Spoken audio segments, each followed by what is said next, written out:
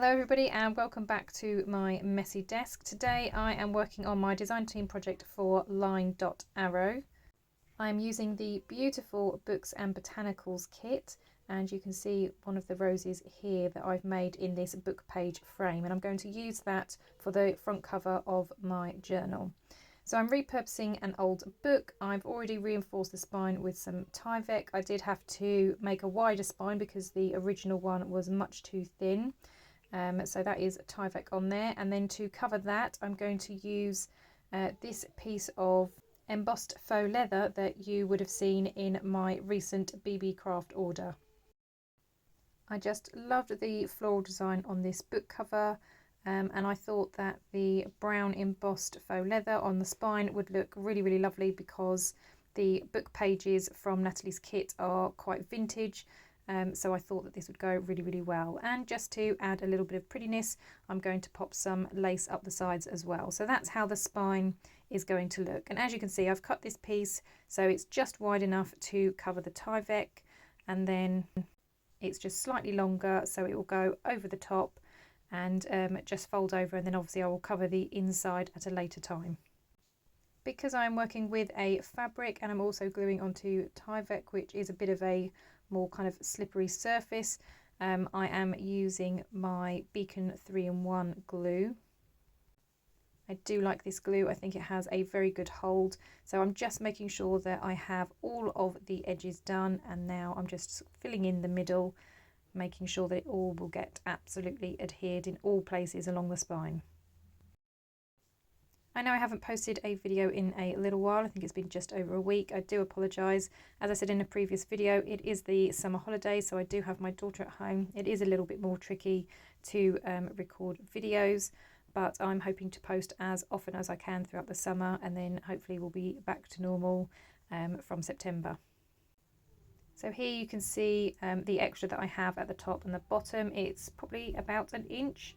It's not very much, but I just need it to tuck over, and then obviously when I cover the inside you won't see that at all. But I didn't see the point in running it all the way down the inside because you're not going to see it once I've attached the signatures inside.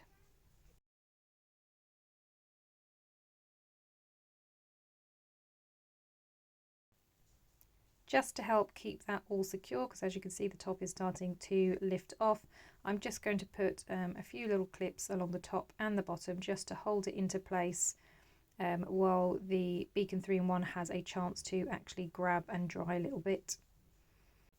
I try not to move the spine and bend it too much at this stage because I obviously want everything to adhere nicely. The nice thing about using a fabric or a faux leather like this is because obviously it does have a bit of stretch, but I need that glue to dry first, otherwise I'll just start shifting it and then it will just bubble up. So I'm just making sure that it's all nice and flat, and then I'll just pop that to one side while we work on something else.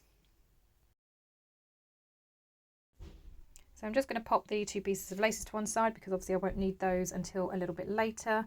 But I do want to work a bit more on this book plate that's going to go on the front of the journal. So I'm just zooming you in a little bit so you can see. And I already have a few bits and pieces gathered. I kind of have an idea of how I want this to look. So I've dug out some cheesecloth, and I'm just trying to pull it apart a little bit just so it looks a little bit more sort of tatty. So as it goes around the edge, it does look a little bit more vintage. As well as the cheesecloth, I also have a little bit of lace to the side. I have a little bit of string and ribbon, and I also have some fussy cuts from the kit. Ever since I have pulled out my Cricut machine, it has been a workhorse, and it's just made cutting out ephemera from the kits so much quicker, so much easier. I am not somebody that enjoys fussy cutting. I really hate it. I do not find it relaxing, as I know many people do. I just find it a bit of a chore, and it actually hurts my hands after a little while as well, which is why the Cricut machine is just so wonderful, because I can just upload it and it will do all of the cutting for me. And I was actually very grateful for that for this particular kit, because there are lots of butterflies, so they're quite difficult to fussy cut. There's lots of florals, which again I would find quite difficult to fussy cut. and lots of mini labels as well. So Nathalie tends to do full size pages, and then she has lots of minis as well, which are really, really cute and great for adding extra embellishments. I was just so grateful that I had my Cricut machine to be able to cut them all out. So I'm just working out where I want this cheesecloth to go, and now I'm just going to apply my glue all around the edge of the back of my book plate.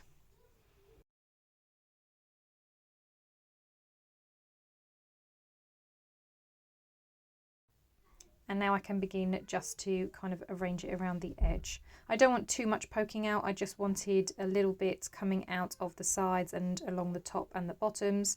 So I'm just scrunching it up a little bit, so just some of the frays are poking out around the edge. It's also the reason that I cut this in strips. I thought it would be easier than having one huge great big chunk of cheesecloth, because I think that's a little bit of a waste when you're not going to see the majority of it.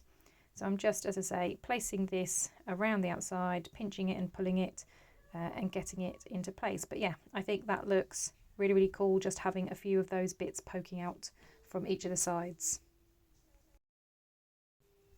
Okay, so one other thing that I wanted to do was just to add some ink across the book pages, just to kind of show where the creases are. So I'm just very, very gently going over with my dabber, just to kind of pick up those different creases and make it again look a little bit more vintage. So another thing that I wanted to add was a wax seal, and you may remember this one that I did again from one of the wax seals I received from Papercrafts, but I think I chose the wrong colours for the wax seal, because that one was an orange and it didn't go very well. You can't really see the book's pattern on it, so I've chosen some different colours. So I've got a bright red, I've got a kind of brownish colour, I've got a deeper red, and then a blue as well. And I thought I'd try each of these and see which one would look the best with the frame. So I have sped up the process a little bit here, so obviously you're not watching the wax melt, but the red is now all finished. So I'm pouring it in a kind of oblong shape. Now, I am no expert when it comes to wax seals. I'm sure there's a proper technique to this, but this is how I have always done it. So I'm just loading up the next wax seals just so they can start melting while we work on this one, and I'm just going to carefully place my seal on top, and I am going to again speed it up just so we're not sitting here waiting for ages. Okay, so that's the wax seal set, and I know you probably can't see it very well at the moment, but I really love this red. I used this red when I was doing the mushrooms wax seal stamp for the tester when I did my unboxing for the BB Craft goodies that I received. But as soon as I apply this gold pen, then you'll easily be able to see the image underneath. This is such a beautiful wax seal, and as soon as I ordered it, I realised that this would be perfect for this kit. So that's the wax seal all finished. Now, because I have this silicone pad, it's easy enough to peel off the wax seal. So I'm going to just carefully bend back the silicone mat and then peel off the wax seal. And now the next colour is ready. So again, I'm just going to follow the same process and just kind of create an oblong type shape, and then gently apply the wax seal after, of course, adding my next lot of wax beads.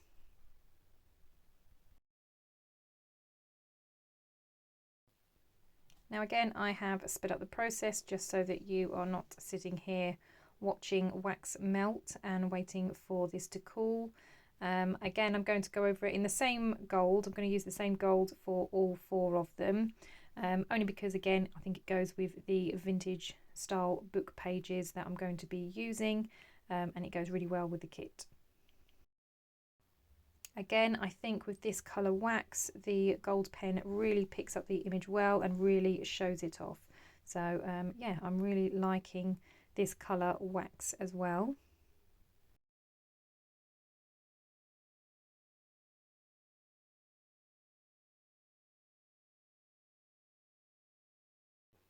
Okay, so the next colour is like a deep red. I think this one is probably going to be one of my favourites. I think this is going to turn out really, really lovely. I'm going to add blue next, which I realise will probably have a little bit of that red in it as well, but that's absolutely fine. I don't mind if my waxes mix. And again, I'm just going to gently place my seal in the middle. And just as I thought, this has imprinted fabulously. And again, that gold pen just really highlights the image well against this darker colour.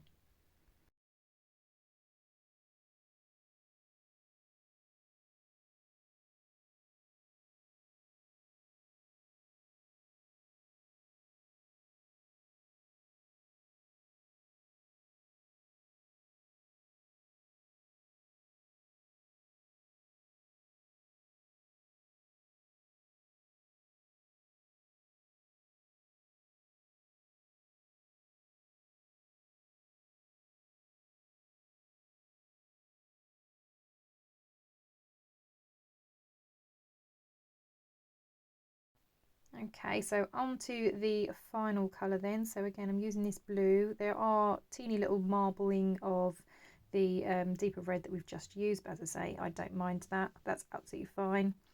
And I'm just trying to get all of the drips out as much as I can. And again, carefully lay the wax stamp on the top. I'm finding the gentler and slower that you put it down, the more in the middle you kind of get it. So that's what I've been trying to do. Okay, so revealing for the final time then, I think this blue is such a lovely colour, and once again the gold pen really highlights the image really, really well and contrasts beautifully against that blue.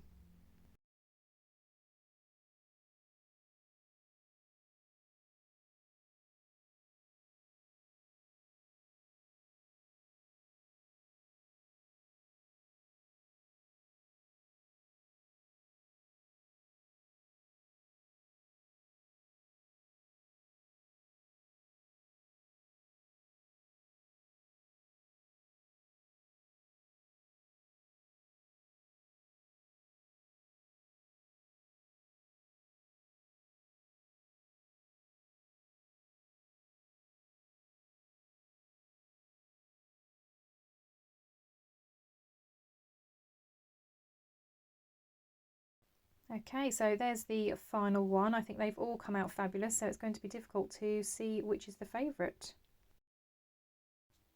Okay, so we're back to the main book plate now and just having a look at all of the elements then and seeing how they can go together. So again, I've got some of these fussy cuts from the kit. I really love the floral labels that are included in this kit. I've got a beautiful butterfly, and because of the blues in the butterfly, I'm thinking the blue stamp works best.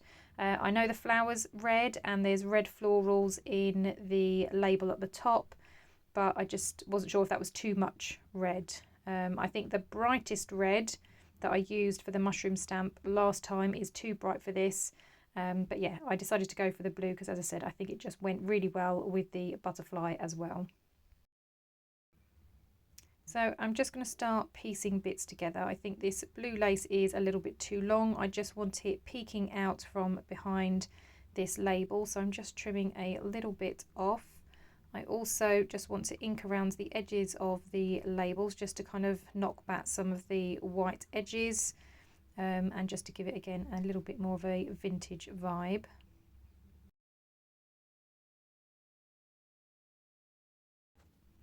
And then I'm going to start getting those bits glued together.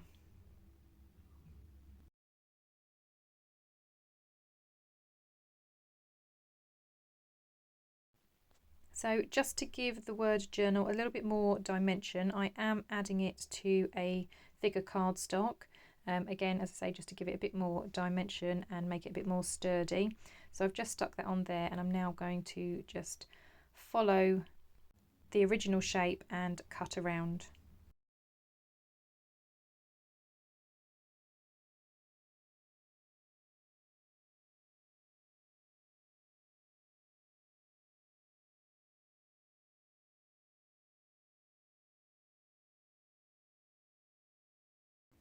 So again, just to get rid of that white around the edges, I'm just going to add a little bit of ink, and then I can stick it onto that beautiful floral label.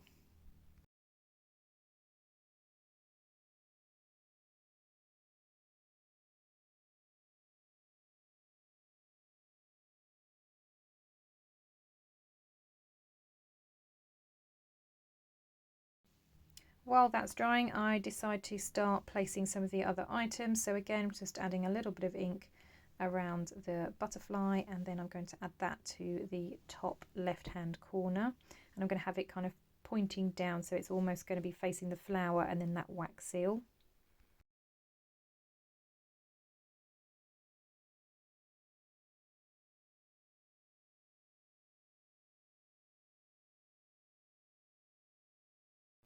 Now that the butterfly's in place, I can kind of work out where that label's going to go. So I'm going to start with the lace, as that's going to be in the background and poking either side of the label, and then I can attach the book label over the top.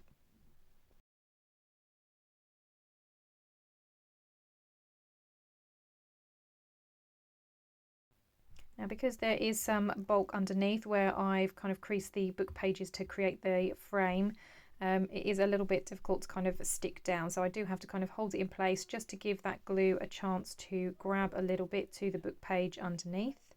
And yeah, I just need to apply a little bit more to the bottom, and I'm trying to have the butterfly wing coming over the label, so I do kind of pull that out a little bit so that it is over the top of it.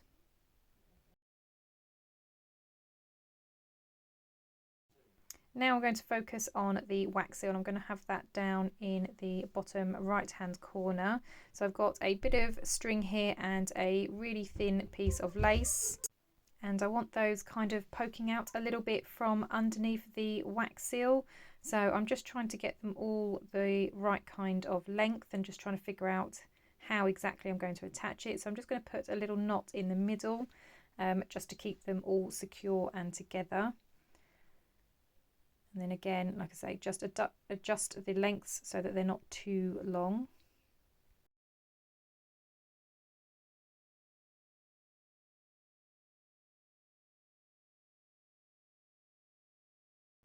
Once I'm happy with the length and placement, it's just about gluing them into place. And again, I'm going to use the Beacon 3-in-1 because it is a little bit stronger. It's a flexible glue as well, so it just makes it easier when you've got more bulky items like this. So I'm just gluing those into place first, and then where I snipped off that little bit of blue lace from the top, I'm thinking of adding that now to the side of my wax seal. So I'm just zooming you in slightly so you can see, but I'm just attaching that lace to the back, and then that's going to go on top of all of that. So again, using the Beacon 3-in-1 just because it's a really good strong glue. Obviously I'm using a wax, so again it's a slippery surface, so I want to make sure that it really adheres well. You can of course use a hot glue gun, that would have been a good suggestion for this as well, but that's what I had on the table, so that's what I grabbed. Again though, because of the bulkiness of all the papers underneath and the ribbons, I do have to kind of hold it in place for a moment just to really make sure that the Beacon 3-in-1 has some time to actually grab the papers and everything underneath.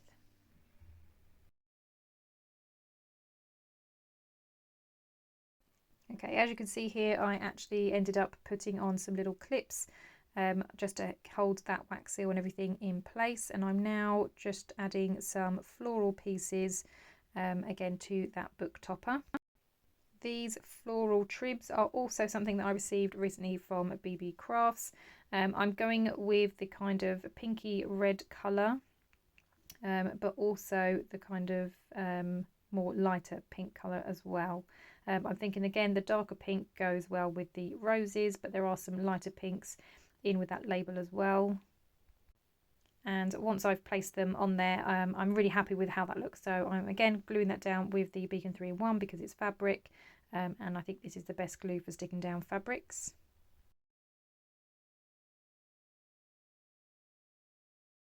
So I'm just applying little dots on the backs of each of the flowers and then popping it into place on top of the book pages.